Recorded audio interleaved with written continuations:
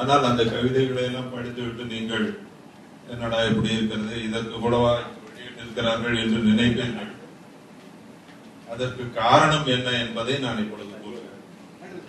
அதை கவிதை வடிவாக, அதையும் நான் கவிதையாகத்தான் எழுதியிருக்கிறேன்.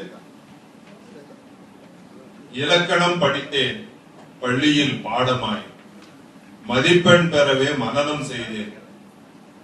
இலக்கணம் கற்கவில்லை, இலக்கியம் படிக்கவில்லை, காப்பியம் படிக்கவில்லை, காப்பிதான் குடிப்பது. வெண்பா அறியேன், வெண்பொங்கல் தான் அறிவேன். கரிப்பா அறியேன், அது எனக்கு புலிப்பால் போல. ஆசிரியப்பா அறியேன், நான் வெறும் மாணவனப்பா எப்பொழுதும்.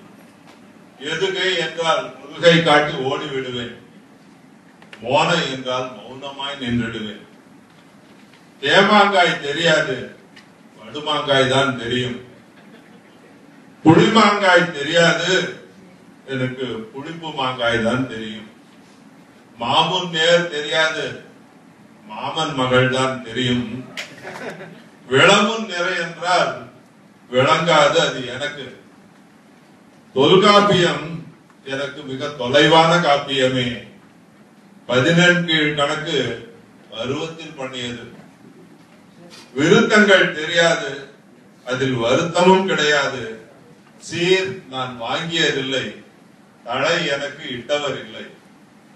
தமிழின் பால் ஆர்வத்தால், தகைத்திட்ட சிற்றறிவால், வார்த்தைகளை தானெடுக்கி வரைந்திட்ட வரிகளை நீங்கள் கவிதை என்று ஏற்று போற்றினால் கழிப்படைவேன். சீ போடா கழுதை என்று தோன்றினால் சலிப்படையேன். ஏனென்றால் 10 பாட்டில் எனக்கு ஒரு பாட்டும் தெரியாது, 8 தொகையும் எனக்கு 8ஆ தொகை அல்லவா. நன்றி.